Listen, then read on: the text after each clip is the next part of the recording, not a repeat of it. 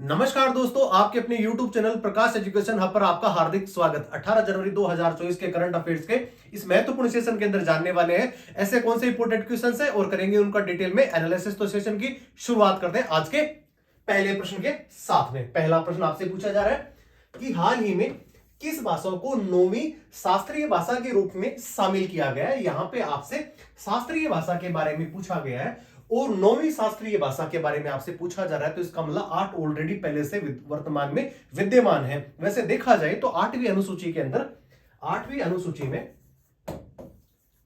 वर्तमान में 22 भाषाएं हैं और पिछले सेशन में हमने यह भी कवर करा था कि हिंदी जो है वो राष्ट्रभाषा है या राजभाषा है। उसके बारे में भी हमने आपको बताया था कि हिंदी राष्ट्रभाषा नहीं है, वो एक राजभाषा है। अब इस प्रश्न के माध्यम से मैं आपको बताता चलूं कि वर्तमान में 9वीं शास्त्रीय भाषा के बारे में आपसे पूछा जा रहा है। इसकी पृष्ठभूमि जो है वो ये है कि हाल ही में भारतीय विदेश मंत्री जयशंकर, जिनका ईरान में होता है एक राजकीय दौरा और वो ईरान के राष्ट्राध्यक्ष से मिलते हैं और उसके बाद में एक नया प्रश्न आकर के सामने खड़ा हो जाता है। कौन सा? 9वीं शास्त्रीय भाषा के रूप में। आंसर इसका होने वाला है कौन सा? फारसी भाषा। फारसी भाषा मुगल काल के समय में राजकीय भाषा के रूप में इसको जाना जाता था और इसी का उपयोग किया जाता था। अब बात करते हैं कि 9वीं जब शास्त्रीय भाषा अगर फारसी है तो उससे पहले कौन कौन सी है, तो बात करते हैं तमिल, तेलुगु, कन्नड़, उड़िया, मलयालम और संस्कृत। ये पहले 6 ऐसी भाषाएं थी जो शास्त्रीय भाषा के माध्यम से पहले से ही विद्यमान थी, लेकिन 2020 में आती है न्यू एजुकेशन पॉलिसी। उसके अंदर 3 शास्त्रीय भाषाओं को और जोड़ दिया गया। अब उसके क्रम के अंदर बात करते हैं कि ऐसी फिर वो 2 भाषाएं कौन सी, कि उनका जो सीरियल नंबर है वो कौन सा? 7, नंबर 8 और नंबर 9, क्योंकि 6 तो पहले से ही क्या है? विद्यमान है, जिसका जिक्र मैंने आपको इस विकल्पों के माध्यम से भी करा। तो अभी हो गया पाली और प्राकृत और लास्ट में आ गया फारसी। इन भाषाओं को अभी न्यू एजुकेशन पॉलिसी 2020 के अंदर जो आई है, जिसपे इंप्लीमेंटेशन करने का जो काम है वो चल रहा है और उसी के अंदर 3 शास्त्रीय भाषाओं को और जोड़ा गया है और उसी के 9वें क्रम के अंदर जो भाषा बनी है वो कौन सी बनी है? फारसी बनी है। मुगल काल के अंदर ध्यातव्य यह है कि मुगल काल के अंदर फारसी भाषा एज ए राजकीय भाषा के रूप में इनका उपयोग होता था और पत्राचार के माध्यम से भी फारसी भाषा ही सबसे ज्यादा बहुतायत मात्रा के अंदर उपयोग में लाई जाती थी। अब बात करते हैं इसके बारे में कुछ अन्य फैक्ट्स के बारे में। अब बात करते हैं फारसी जो 9वीं शास्त्रीय भाषा के बारे में हो गया। इससे पहले तमिल, संस्कृत, तेलुगु, मलयालम, कन्नड़ और उड़िया ये ऑलरेडी पहले से थी। अब 3 जो भाषाएं हैं उनके अंदर आगे पाली, प्राकृत और फारसी। अब बात करते हैं पाली और प्राकृत क्या है। ये है बौद्ध और जैन, जिनका साहित्य लिखा गया है और वैधानिक अगर साहित्य की अगर बात करते हैं उसके अंदर सबसे ज्यादा किसी भाषा का प्रयोग किया गया है त्रिपिटक में भी, तो उस भाषा का नाम कौन सा है? पाली। तो पाली भाषा काफी पुरानी भाषा और वैसे अगर मातृभाषा कह सकते हैं, जो जननी है हम सब लोगों की, जो भाषाओं की जो जननी है हम सब लोगों को पहले से विदित संस्कृत, और संस्कृत से ही सारी भाषाएं ये निकली हैं।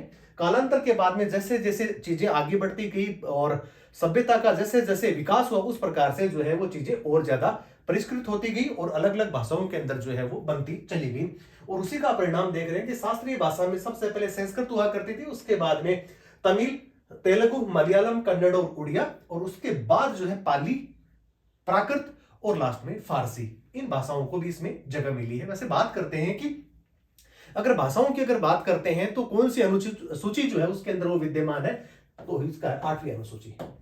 8वीं अनुसूची के अंदर ये है और टोटल वर्तमान में कितनी भाषाएं हैं? तो 22 भाषाएं इसके अंदर शामिल हैं।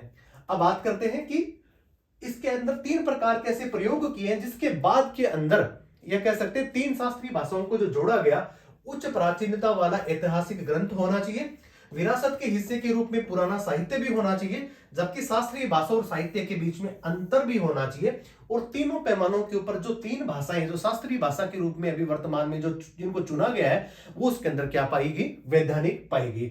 संदर्भ यही है कि अभी हाल ही के अंदर चर्चाओं में इसलिए बना हुआ क्योंकि हमारे जो विदेश मंत्री हैं उन्होंने ईरान के राष्ट्राध्यक्ष से करी थी वार्ता मुलाकात, उसके बाद में एक नया शब्द आया था, कौन सा, फारसी भाषा, जिसको नौवीं शास्त्रीय भाषा में अभी इंप्लीमेंट कर दिया जाएगा। ईरान के साथ में अभी बात अगर ईरान की हो रही है और हमारे विदेश मंत्री वहां पे गए हुए हैं, तो ईरान जो है हमारा बहुत बड़ा रक्षा पार्टनर भी कह सकते हैं। और चाबहार जो बंदरगाह है जो पाकिस्तान को अलग करके और हमारी मध्य एशिया तक पहुंचाने के लिए अगर कोई जरिया बनता है वो कौन सा है, चाबहार बंदरगाह। और ये ईरान का बंदरगाह, और वहीं से हम कहां जा सकते हैं, सीधे मध्य एशिया में अप्रोच कर सकते हैं। अब बात करते हैं आज ही के दिवस के बारे में कि मैं आपको और चीज बताता चलूं कि वर्तमान में ईरान और पाकिस्तान के मध्य तनातनी जो इतनी ज्यादा बढ़ गई है कि दोनों देशों ने अपने जो राजनयिक थे उनको अपने अपने देशों के अंदर वापस बुला लिया है। गौरतलब ये है कि पाकिस्तान के क्षेत्र के अंदर कुछ ऐसे आतंकवादी संगठन हैं जो ईरान के लिए खतरा साबित हो रहे थे, और इसी के लिए जो ड्रोन है और मिसाइल के अटैक से ईरान ने उनको क्या कर दिया है, नेस्तनाबूद कर दिया है। और उसी की वजह से दोनों देशों के मध्य तनातनी इतनी बढ़ गई कि दोनों देशों के जो राजनयिक थे उन्होंने अपने अपने वापिस उनको देशों में बुला लिया है। तो आपने इस प्रश्न के माध्यम से यह जाना कि नौवीं शास्त्रीय भाषा के रूप में अभी फारसी को इसके अंदर जगह मिली है। चलिए जानते हैं अगला प्रश्न, प्रश्न संख्या 2। ग्लोबल फायर पावर रैंकिंग में दुनिया में सबसे शक्तिशाली सेनाओं में भारत का कौन सा स्थान है। अब आपसे पूछा जा रहा है कि ग्लोबल फायर पावर एक एजेंसी और वो रैंकिंग बनाती है और दुनिया की सबसे पावरफुल जो सेनाओं के बारे में आपसे प्रश्न पूछा जा रहा है। वैसे बात करते हैं कि लगभग 16 लाख के आसपास 16 लाख के आसपास भारतीय सेना के अंदर सैन्य कार्मिक वर्तमान में कार्यरत है। और विश्व की दूसरी सबसे बड़ी सेना जो है वो किसके पास में है, भारत के पास में है। इससे पहले चीन और उसके बाद में भारत। लेकिन प्रश्न यहाँ पे दूसरे टाइप का, यहां से पूछा जा रहा है कि दुनिया के शक्तिशाली जो सेना है उसमें भारत का कौन सा स्थान है, लेकिन उसके अलग अलग प्रकार के उसमें प्रयोग बताए गए हैं कि आपके पास में सेना की संख्या तो है, सेना की संख्या, बजट, किस एक साल के अंदर उस देश के द्वारा कितना डिफेंस बजट आवंटित किया जाता है सेना को, वो भी इसमें ध्यान रखा जाएगा। इसके अलावा firing power, naval, air force, submarines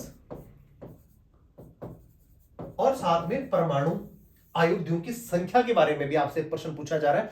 इन सबको सम्मिलित होकर के अगर देखते हैं तो भारत का स्थान आता है चौथा। तो आपसे जो प्रश्न पूछा जा रहा है कि फायर पावर रैंकिंग के अंदर, तो आंसर क्या हो जाएगा इसका, चौथा। भारत चौथे नंबर पे स्टैंड करता है। अब आप पूछेंगे कि पहले फिर तीन कौन से हैं, तो इसका आंसर होगा कौन सा, अमेरिका, चीन और रसिया। ये 1, 2, 3 नंबर पे बने हुए, और नंबर 4 पे कौन सा है, ये भारत है। चलिए इसके बारे में कुछ अन्य महत्वपूर्ण फैक्ट्स भी जान लेते हैं कि 0.1023 स्कोर के साथ में चौथे स्थान पे कौन बना हुआ है, भारत बना हुआ है। और जारी करता कौन सा है, ग्लोबल फायर पावर एक एजेंसी है, उसने इनको जारी कराया है। कुल 145 देशों के सैन्य ताकत के आधार पर इस प्रकार की रैंकिंग मिली, जिसमें भारत का स्थान कौन सा है, वो चौथा है। अब बात करते हैं कि फिर पाकिस्तान का स्थान कौन सा है। पाकिस्तान का स्थान है इसके अंदर 9, क्योंकि हम सब अपने पड़ोसी देश पाकिस्तान की सैन्य ताकत के बारे में भी जानना चाहते भी हैं, और हमारी रुचि भी रहती है कि हमारा पड़ोसी देश कितना सैन्य समृद्ध होता जा रहा है भारत के बनिस्पत। तो उसका स्थान है कौन सा, 9वां, जबकि भारत का स्थान है चौथा। अब बात करते हैं कि जो इंडेक्स जो जारी करता है इसकी शुरुआत कब होती है, 2006 में। मापदंड कौन से हैं, सैनिकों की संख्या है, सैन्य उपकरण है, वित्तीय स्थायित्व है, सैन्य संसाधन है, जबकि प्राकृतिक संसाधन, उद्योग और भौगोलिक परिस्थितियां, इन सभी को मद्देनजर रखते हुए भारत की सेना का जो स्थान है वो कौन सा, चौथा है। शीर्ष देशों की अगर बात करते हैं तो संयुक्त राज्य अमेरिका है, रूस है और चीन है। अब बात कर रहे हैं कि सैन्य संख्या के आधार पे जहां पे भारत नंबर 2 पे बना हुआ है, पहला नंबर चीन है और दूसरे नंबर पे कौन है, भारत, और थर्ड नंबर पे यूएसए। जहां पे सैन्य की जो संख्या बल है उसके हिसाब से भारत का स्थान कौन सा बनता है, सेकंड बनता है। बात करते हैं वर्तमान में सीडीएस। सभी प्रश्नों में हम कवर करते हैं कि वर्तमान में लेफ्टिनेंट जनरल अनिल चौहान भारत के सेकंड सीडीएस हैं। इससे पहले कौन थे? विपिन रावत पहले सीडीएस थे और उसके बाद में हेलीकॉप्टर की दुर्घटना की वजह से उनकी मौत हो गई थी। उसके बाद में लेफ्टिनेंट जनरल अनिल चौहान अभी वर्तमान में सीडीएस बने हुए हैं। बात कर रहे हैं कि मनोज मुकुंद नरवणे वर्तमान में भारतीय थल सेना के वो सेनाध्यक्ष हैं और वर्तमान में एक सेनाध्यक्ष और भी मनोज मुकुंद नरवणे, ये तो अभी कौन से हैं? ये पुराने सेनाध्यक्ष हैं और वर्तमान में इनकी जो किताब छपी है उसके बारे में ये वर्तमान में चर्चाओं में बने हुए हैं, मनोज मुकुंद नरवणे। जबकि वर्तमान में जो सेनाध्यक्ष है जिनका नाम क्या है? मनोज पांडे, जनरल मनोज पांडे, जो वर्तमान में थल सेना के अध्यक्ष हैं। और सेना दिवस हम सब लोगों ने अभी मनाया 15 जनवरी। 15 जनवरी को सेना दिवस मनाया जाता है।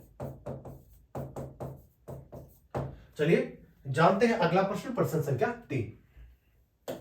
किस महिला क्रिकेटर ने दिसंबर 2023 माह के प्लेयर ऑफ द मंथ का अवार्ड अपने नाम करा है? इसका जो आंसर होने वाला है वो कौन सा होने वाला है? दीप्ति शर्मा, भारत की ऑलराउंडर खिलाड़ी। और अभी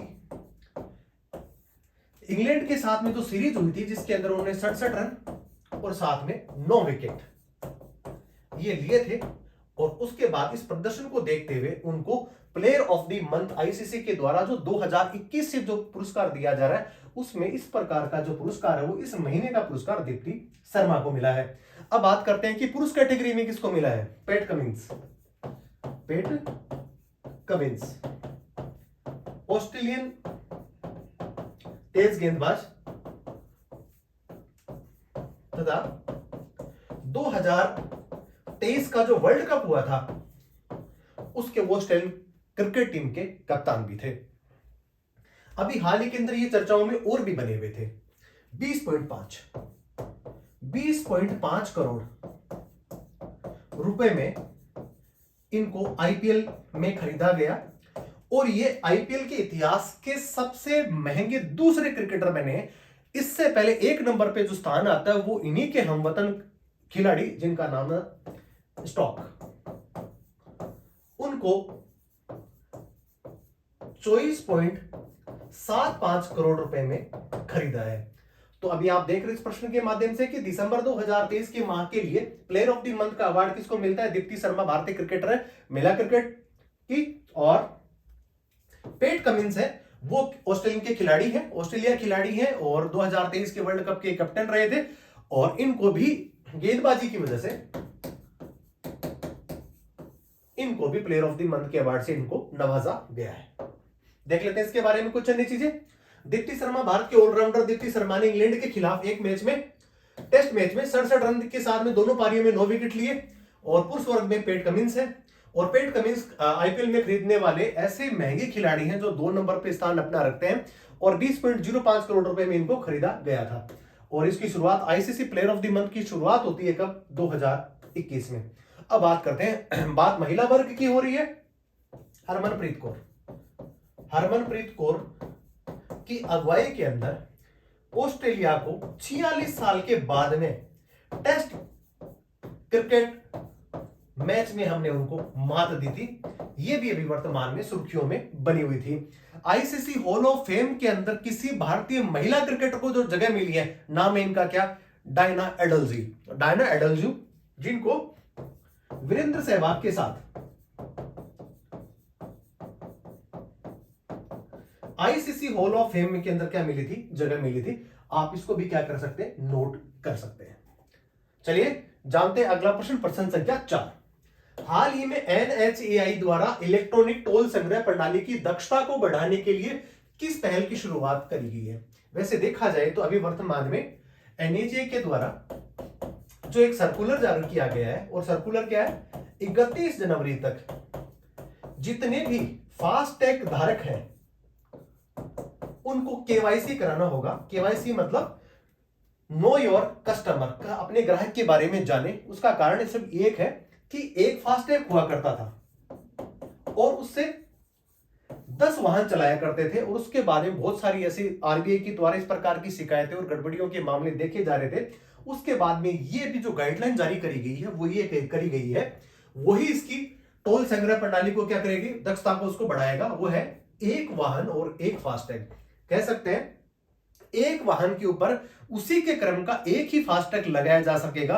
कभी क्या हुआ करता था कि एक गाड़ी के ऊपर उसकी जो विंड स्क्रीन है उसके ऊपर 10-10 फास्टैग लग जाया करते थे, और जिसकी वजह से बहुत सारी दिक्कतों का सामना आरबीआई को करना पड़ता था कि कौन से फास्टैग से कौन सा पैसा कटा है, वो कितना पैसा चार्ज किया गया है। और एनएचएआई के पास में भी बहुत सारी ऐसी शिकायतें आ रही थी, और उसी के निवारण के लिए एक वाहन एक फास्टैग जैसी व्यवस्था अभी शुरू की गई है।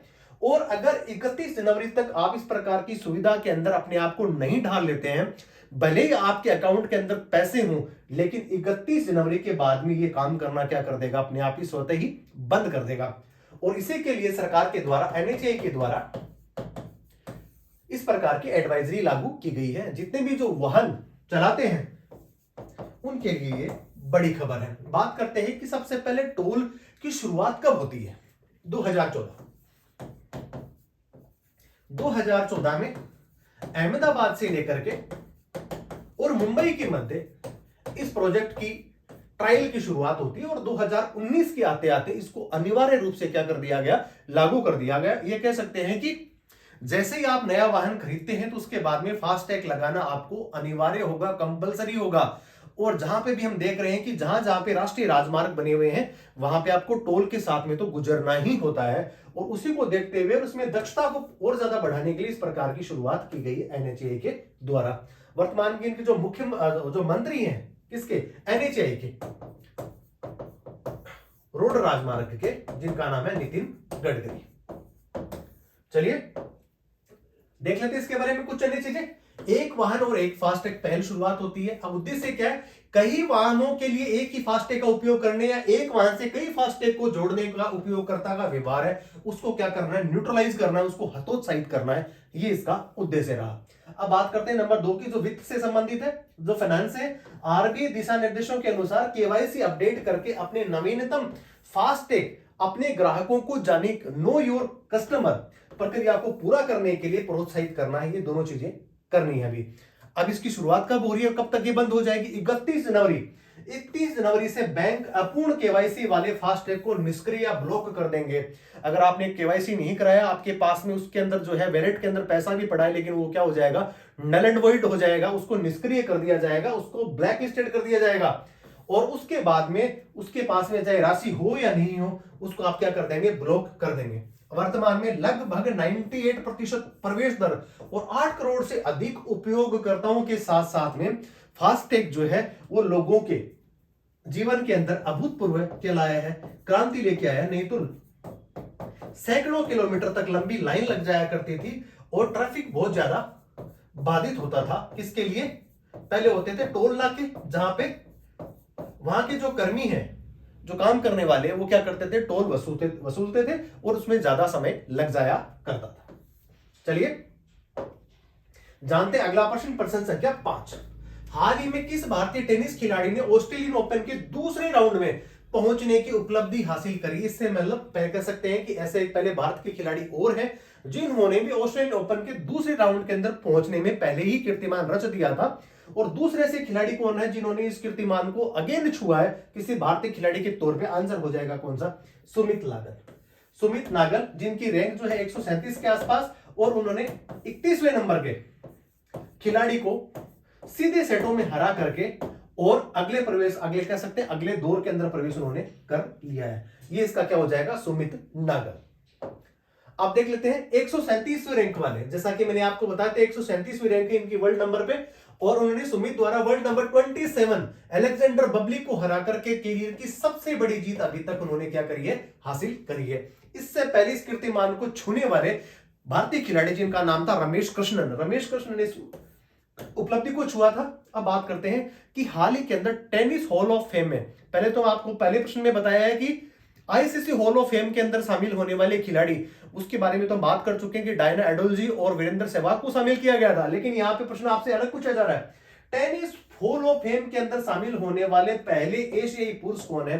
भारत के वेटरन कह सकते हैं, और टेनिस जगत, भारत के टेनिस जगत की बड़ी जो है वो खिलाड़ी, एक कह सकते हैं कि बड़ी शख्सियत है ये, नाम लिएंडर पेस, उनको इसमें शामिल किया गया। इसके अलावा विजय अमृतराज को भी इसमें शामिल किया जा चुका है। अब बात करते हैं कि एटीपी फाइनल्स में जीतने वाली दुनिया की सबसे उम्रदराज, कह सकते हैं सबसे ज्यादा जो बूढ़े हैं या जिनकी एज सबसे ज्यादा भारतीय खिलाड़ी, जिनका नाम कौन सा है, रोहन बोपन्ना, जिन्होंने हाल ही के अंदर इस खिताब को अपने नाम किया था। अब बात कर रहे हैं कि अभी कौन सा भी विंबलडन चल रहा है या कौन से खेल अभी चल रहे हैं, तो यहां पे ग्रैंड स्लैम, हम सब लोगों को पहले से पता विदित, ग्रैंड स्लैम साल के अंदर कितने होते हैं, 4 होते हैं। कौन कौन से होते हैं? सबसे पहले ऑस्ट्रेलियन ओपन जो वर्तमान में चल रहा है जनवरी में, उसके बाद में फ्रेंच ओपन, यूएस ओपन, और लास्ट में विंबलडन ओपन। ये 4 टूर्नामेंट बड़े टूर्नामेंट हैं जो एक साल के अंदर आयोजित करा जाते हैं अलग अलग जगह पर। और अभी नए साल की शुरुआत हो रही है, जनवरी महीना जो महीना है वो वर्तमान में चल रहा है, और अभी वर्तमान में यहाँ पे ऑस्ट्रेलियन ओपन खेला जा रहा है, जिसमें सुमित नागल ने 27वें क्रम के विश्व की 27वें नंबर की रैंकिंग वाले खिलाड़ी को हरा करके, और जबकि सुमित नागल की जो रैंकिंग है वो वर्ल्ड नंबर में 137 है, उन्होंने इसको हरा करके और इस उपलब्धि को अपने नाम किया है। वो वर्तमान में दूसरे दौर के अंदर पहुंच गए ऑस्ट्रेलियन ओपन के अंदर। इससे पहले यह कारनामा भारतीय खिलाड़ी जिनका नाम रमेश कृष्ण राज था, उन्होंने इस उपलब्धि को छुआ था। चलिए जानते हैं अगला प्रश्न, प्रश्न संख्या 6। असम राज्य के सर्वोच्च सम्मान असम वैभव से किसे सम्मानित किया जाएगा? इसकी शुरुआत जो होती है वो अभी हुई, और पहले जो थे जिन्होंने इस पुरस्कार को जीता था, जिनका नाम था रतन टाटा। रतन टाटा ने पहला पुरस्कार असम वैभव अपने नाम किया था। लेकिन प्रश्न आपसे पूछा जा रहा है कि 2024 में इस पुरस्कार से कौन सम्मानित होंगे? उस शख्सियत का नाम है कौन सा? रंजन गोगोई। ये भारत के 46वें सुप्रीम कोर्ट के मुख्य न्यायाधीश आप रहे, और वर्तमान में रंजन गोगोई राज्यसभा के सदस्य भी हैं। इनके पिताजी भी 1982 में असम के मुख्यमंत्री भी रहे थे, बड़ी शख्सियत। और उनको असम वैभव नामक बड़ा प्रतिष्ठित पुरस्कार जो असम सरकार के द्वारा दिया जाता है, उस पुरस्कार से इनको सम्मानित किया जाएगा। तो आंसर किसका क्या होने वाला है? रंजन गोगोई। इससे पहले इस पुरस्कार को प्राप्त करने वाली जो शख्सियत, इन विकल्पों के माध्यम से आप तो देख रहे हैं, जिनका नाम है कौन सा? रतन टाटा। देख लेते हैं इसके बारे में कुछ चंदी चीजें। 46वें पूर्व मुख्य न्यायाधीश रंजन गोगोई वर्तमान में राज्यसभा के सदस्य हैं, और असम का जो वैभव पुरस्कार है ये राज्य का सर्वोच्च नागरिक पुरस्कार है, जिसमें 5 लाख रुपए की राशि दी जाती है राशि। जबकि 2021 के अंदर रतन टाटा को इस पुरस्कार से नवाजा गया था पहली बार, जबकि 2022 के अंदर डॉक्टर तपन सेकिया को भी इस पुरस्कार से नवाजा गया था, और अभी हाल ही के अंदर रंजन गोगोई को इस पुरस्कार से नवाजा जाएगा। असम हाल ही में चर्चाओं में और वजहों से भी बना हुआ था। चंदोबी महोत्सव असम का ही जो है वो एक लोकल महोत्सव, वो भी मनाया गया। नंबर 2 पे 40,000 करोड़ रुपए के लिए, या कह सकते हैं 40,000 करोड़ रुपए का एक बड़ा जो है प्लांट टाटा के द्वारा कहां पे स्थापित किया जाएगा? असम में ही किया जाएगा। विद्यार्थियों में गुणवत्तापूर्ण शिक्षा प्रदान करने के लिए, उनको मूल्यांकन और ज्यादा बेहतर करने के लिए गुणोत्सव नामक एक बड़ी पहल शिक्षा विभाग के द्वारा जो है वर्तमान में प्रारंभ की गई है। वो भी कहां पर की गई है? असम के अंदर ही की गई है। तो आपने इस प्रश्न के माध्यम से और सारी चीजों को भी जाना। जानते हैं प्रश्न संख्या 7। हाल ही में विश्वनाथन आनंद को पीछे छोड़कर के भारत का नंबर 1 शतरंज खिलाड़ी कौन बन गया? जिस प्रकार रिकॉर्ड बनते हैं तो टूटने के लिए ही बनते हैं। भारत के पहले ग्रैंड मास्टर, भारत के पहले राजीव गांधी पुरस्कार से सम्मानित खिलाड़ी, दोनों का नाम जाता है वो क्या है? विश्वनाथन आनंद। शतरंज के बड़े खिलाड़ी, उनको पछाड़ करके, और भारतीय हमवतन खिलाड़ी जिनका नाम है कौन सा? आर प्रागनंदा। इन्होंने इस उपलब्धि को अपने नाम किया है। इसके अलावा ये सारे जो खिलाड़ी हैं वो आप देख रहे हैं भारत के हैं, गुकेश भी है, विदित भी और पेंटला हरिकृष्णा, ये सारे जो है ये कौन से? ग्रैंड मास्टर ही हैं। अभी थोड़े दिनों पहले चर्चाओं में प्राग्नंदा इसलिए भी बने हुए थे कि उन्होंने अभी वर्तमान में एक बहुत बड़ा शतरंज का टूर्नामेंट जिसमें वो उपविजेता भी रहे थे। और बात करते हैं उनकी बहन के बारे में, वैशाली के बारे में भी बात करते हैं कि वैशाली इनकी जो बहन, इन्होंने भी बड़ा एक रिकॉर्ड अपने नाम करा। वैसे देखा जाए कि आर प्रज्ञानंदा और विश्वनाथन आनंद का जो रिकॉर्ड है, ये कह सकते हैं जो रैंकिंग्स है उसमें कोई ज्यादा फर्क नहीं है। यहाँ पे पॉइंट यहाँ पे 3 है और विश्वनाथन आनंद का जो स्कोर है वो कितना है 2748, इतना ही फर्क है। और उसके बाद जो है नंबर 1 रैंकिंग पे कौन पे पहुंच गए हैं, प्राज्ञानंदा पहुंच गए हैं। स्टील मास्टर 2024 के 23 के जो चौथे दौर के अंदर विश्व चैंपियन डिक लरेन को हरा करके और इस उपलब्धि को अपने नाम किया इन्होंने। अब भारत के सबसे कम उम्र के बात करी जा रही, भारत के सबसे कम उम्र के ग्रैंड मास्टर कौन बने, जिनका नाम है प्राज्ञानंदा। लेकिन विश्व के सबसे कम उम्र के अगर ग्रैंड मास्टर बने हैं कोई, तो वो भी कौन से, भारतीय मूल के खिलाड़ी जिनका नाम अभिमन्यु मिश्रा। अभिमन्यु मिश्रा जो है वो विश्व के सबसे कम उम्र के क्या बने हैं, ग्रैंड मास्टर बने हैं। जबकि भारत के सबसे कम उम्र के अगर कोई ग्रैंड मास्टर बनते हैं जिनका नाम है आर प्रज्ञानंदा, इस फोटो के माध्यम से आप देख रहे हैं। अब बात कर रहे हैं कि इनकी बड़ी बहन के बारे में। ये भाई बहनों की एक ऐसी जोड़े जो विश्व में कहीं और पे नहीं है, जो दोनों ग्रैंड मास्टर हैं। और हाल ही के अंदर इस उपलब्धि को उनकी बहन ने भी छुआ और भारत की वो 84वीं 84 नंबर की ग्रैंड मास्टर भी वो बने थे। भारत के पहले ग्रैंड मास्टर, जैसा कि मैंने आपको बताया कि वो कौन थे, विश्वनाथन आनंद, जिन्होंने 1988 में ही इस किताब को अपने नाम कर लिया था। बात कर रहे हैं भारत की सबसे कम उम्र की महिला ग्रैंड मास्टर के बारे में बात कर रहे हैं। आपसे प्रश्न पूछा जाए तो इसका आंसर होगा कोनेरू हम्पी। कोनेरू हम्पू है वो भारत की सबसे कम उम्र की महिला ग्रैंड मास्टर कैटेगरी की ग्रैंड मास्टर वो बनी थी। विश्व के सबसे कम उम्र के ग्रैंड मास्टर वो भी कौन है, अभिमन्यु मिश्रा, वो भी कौन से, भारतीय मूल के ही है। और छोटे से उम्र के खिलाड़ी, नाम इनका प्राज्ञानंदा, और उन्होंने विश्वनाथन आनंद जो भारतीय मूल के हैं उनको पीछे छोड़ करके इस उपलब्धि को उन्होंने हासिल किया है। प्रश्न संख्या 8, अंतरराष्ट्रीय विज्ञान महोत्सव का आयोजन किस जगह पे किया जाएगा। वैसे देखा जाए तो भारत के अंदर अंतरराष्ट्रीय विज्ञान महोत्सव का आयोजन इससे बड़ा कहीं और नहीं होता, सबसे बड़ा इवेंट है। और आपसे प्रश्न पूछा जा रहा है इसका जो आंसर होने वाला है वो कौन सा होने वाला है, हरियाणा के अंदर होने वाला है। इससे पहले गीता महोत्सव की मेजबानी भी हरियाणा कर चुका है। विजय हजारे ट्रॉफी जो हरियाणा ने पहली बार अपने नाम की, और किसको हरा करके, 30 रन से राजस्थान को हराकर हरियाणा ने विजय ट्रॉफी अपने नाम की। चलिए जान लेते हैं इसके बारे में कुछ अन्य चीजें। फरीदाबाद हरियाणा का एक शहर जहां पे इस विज्ञान महोत्सव का आयोजन किया जा रहा है। 9th इंटरनेशनल सेशंस जो साइंस फेस्टिवल है उसका आयोजन यहाँ पे किया जा रहा है। भारत का सबसे बड़ा विज्ञान का ये महोत्सव है। थीम है अमृत काल में विज्ञान और प्रौद्योगिकी सार्वजनिक आउटरीच। शुरुआत कब होती है, 2015 नई दिल्ली में इसकी शुरुआत होती है। उद्देश्य वही है कि विज्ञान और प्रौद्योगिकी के अत्याधुनिक क्षेत्रों में भारत की उपलब्धियों को उनका सम्मान करना। अंतरराष्ट्रीय गीता महोत्सव की वजह से भी हरियाणा चर्चाओं में बना हुआ था और इसका आयोजन हरियाणा में किया गया था। चलिए जानते हैं अगला प्रश्न, प्रश्न संख्या 9, शांति के लिए एशियाई बौद्ध सम्मेलन 11वीं महासभा का आयोजन कहां पर किया जाएगा, बौद्ध महासभा। और बौद्ध महासम्मेलन की 12वीं महासभा का आयोजन कहां पे किया जा रहा है, आंसर होगा भारत की राजधानी न्यू दिल्ली में। वैसे देखा जाए तो भारत के अलावा वैसे दो चीजें हैं कि बौद्ध धर्म सबसे ज्यादा अगर कहीं पे फला फूला प्रारंभिक काल के अंदर तो भारत ही, और भगवान बुद्ध सबसे पहले प्रवचन देने वाले और शांति का पाठ पढ़ाने वाले और मध्यम मार्ग का थीम देने वाले जो हैं वो कौन थे, भगवान बुद्ध थे। और उन्हीं के याद में कह सकते हैं 12वीं महासभा का आयोजन कहां पे किया जाएगा, आंसर होगा न्यू दिल्ली में। बौद्ध भारत नहीं अपितु विदेशों के अंदर भी, वैसे देखा जाए तो इसकी 2 शाखाएं हैं, हीनयान और महायान, 2 शाखाएं हैं। और वो विश्व भर के अंदर जितने भी इनके जो अनुयायी होते हैं वहां पे वो इनका अनुसरण करते हैं।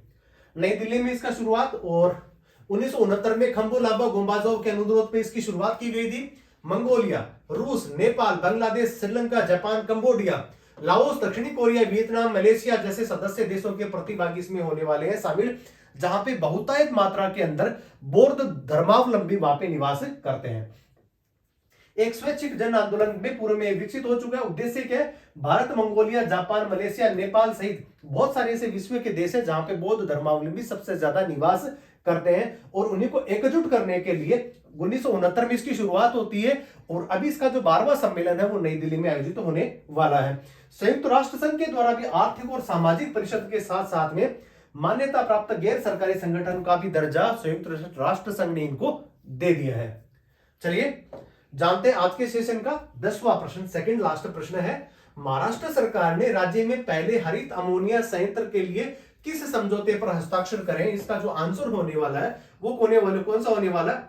आइनॉक्स एयर प्रोडक्ट्स, इसके साथ में महाराष्ट्र सरकार ने समझौते पर हस्ताक्षर करे हैं।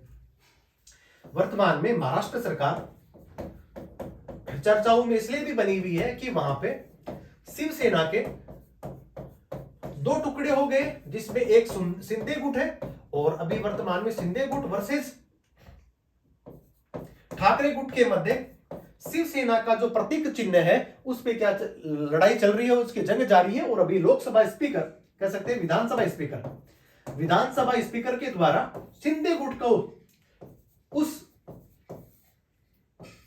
चुनाव चिन्ह को भी मान्यता दे दी, और साथ में जो अयोग्य ठहराए गए थे वो भी सही कर दिए गए थे। और उसके बाद में ठाकरे गुट ने सुप्रीम कोर्ट में भी इसकी क्या करी, अप्रोच करी है। ये भी एक पॉलिटिक्स से जुड़ा हुआ एक प्रसंग भी वर्तमान में चल रहा है। अभी देख लेते हैं इसके बारे में, महाराष्ट्र और क्यों चर्चाओं में बना हुआ था। तो अभी हाल ही के अंदर महाराष्ट्र सरकार के द्वारा मुंबई में India James and jewellery park स्थापित किया गया था। उद्देश्य का यह था कि सूरत की तरफ पलायन करने वाले वो हीरा व्यापारी वो मुंबई में रह करके अपना उद्योग व्यापार धंधे को ज्यादा से ज्यादा बढ़ाएं, क्योंकि बहुत सारे ऐसे हीरा कारोबारी थे वो सूरत की तरफ रुख कर रहे थे, और इन्हीं को रोकने के लिए India James and jewellery park की स्थापित करा गया था, ये मुंबई में किया गया था। दिव्यांगों को अलग से कल्याण मंत्रालय बनाने वाला देश का प्रथम राज्य कौन सा बना है? वो भी बना है महाराष्ट्र। इसके अलावा जनजाति समुदाय कौन सा? कुनबी जनजाति समुदाय जो अल्प मात्रा के अंदर वहां पे, उनको भी क्या करना है, वहां पे ट्रेसिंग के माध्यम से, उनको रिकॉर्ड ट्रेसिंग के माध्यम से मिशन मोड में भी एक अभियान वर्तमान में चलाया जा रहा है। अब बात करते हैं आइनॉक्स एयर प्रोडक्ट्स की। महाराष्ट्र में एमटीपीए की क्षमता वाला राज्य का पहला हरित अमोनिया संयंत्र लगाने के लिए राज्य सरकार के साथ में समझौता भी वर्तमान में ये इन्होंने किया, जहां पे 5 लाख एमटीपीए की क्षमता वाला राज्य का पहला अमोनिया संयंत्र वहां पे लगाने के लिए इस प्रकार की शुरुआत राज्य सरकार के साथ में करी गई है। स्थापना इसकी आइनॉक्स एयर प्रोडक्ट्स की होती है 1963 में, और मुख्यालय इसका कहां पर है? मुंबई में है। चलिए जानते हैं आज के सेशन का अंतिम प्रश्न, और अंतिम प्रश्न यह है कि कौन सा देश यूक्रेन के अनुरोध पर वैश्विक शांति शिखर सम्मेलन की मेजबानी करने वाला होगा? यह इसने मेजबानी कौन करेगा? इसका आंसर होगा कौन सा? स्विट्जरलैंड हम सब लोगों को पहले से विदित कि 22 फरवरी 2022, और अभी जनवरी माह 2024 चल रहा है। लगभग 2 साल होने को आए हैं। रसिया और यूक्रेन के मध्य जो युद्ध चल रहा था वो अभी तक रुकने का नाम नहीं ले रहा है, और यूक्रेन के अनुरोध पे इस प्रकार का एक वैश्विक शांति शिखर सम्मेलन आयोजित करने की अनुरोध किया है स्विट्जरलैंड को, और स्विट्जरलैंड ने इस प्रस्ताव को मान लिया है, और उसके बाद इस प्रकार का सम्मेलन होने वाला है। 24 फरवरी 2022 को इस युद्ध की शुरुआत हो जाती है। ऑपरेशन गंगा के बारे में मैं बताता चलूं कि ऑपरेशन गंगा वो एक अभियान था जिसके अंदर यूक्रेन के अंदर रह रहे भारतीयों को सकुशल अपने देश में स्वदेश वापसी करने के लिए जिस प्रकार भारत सरकार ने एक बहुत बड़ा मिशन चलाया और लोगों को एयरलिफ्ट करा था, उस मिशन जो ऑपरेशन का नाम है कौन सा? मिशन गंगा। यूक्रेन में फंसे भारतीयों को निकालकर लाने के लिए। अब बात करते हैं स्विट्जरलैंड वर्तमान में चर्चाओं में क्यों बना हुआ है। तो अभी 54 विश्व का आर्थिक मंच दावोस के अंदर वार्षिक बैठक दावोस के अंदर वर्तमान में चल रही है, और विश्व आर्थिक मंच में 5 दिनों की अवधि में कुल 21 सत्र आयोजित करे जाएंगे, और विश्व आर्थिक मंच की शुरुआत होती है 1971 में। अब बात करते हैं कि वर्तमान में जो स्विट्जरलैंड है वो दावोस की वजह से तो चर्चाओं में बना ही हुआ है, इसके अलावा बहुत सारे ऐसे यूएनओ के बहुत सारे जो मुख्यालय हैं वो कहां पे हैं, वो भी स्विट्जरलैंड में ही है। कौन कौन से मुख्यालय है? विश्व स्वास्थ्य संगठन का है, जबकि अंतरराष्ट्रीय श्रम संगठन का, विश्व व्यापार संगठन का और विश्व मौसम विज्ञान संगठन, जितने बड़े जो हेडक्वार्टर है वो भी कहां पे है? स्विट्जरलैंड में। और वर्तमान में स्विट्जरलैंड इस प्रकार भी चर्चाओं में बना हुआ है कि वहां पे दावोस का 54वां विश्व आर्थिक जो है मंच, वहां पे सम्मेलन चल रहा है, और जिसके अंदर भारत ने अपने 3 मंत्रियों के साथ में, कैबिनेट मिनिस्टर की अगुवाई में, उन्होंने भी इस जो 54वीं विश्व आर्थिक मंच की जो बैठक है उसके अंदर उन्होंने शिरकत करी है। तो आज के सेशन में बस इतना ही। बने रहिए प्रकाश एजुकेशन हब के साथ में। जय हिंद, जय भारत।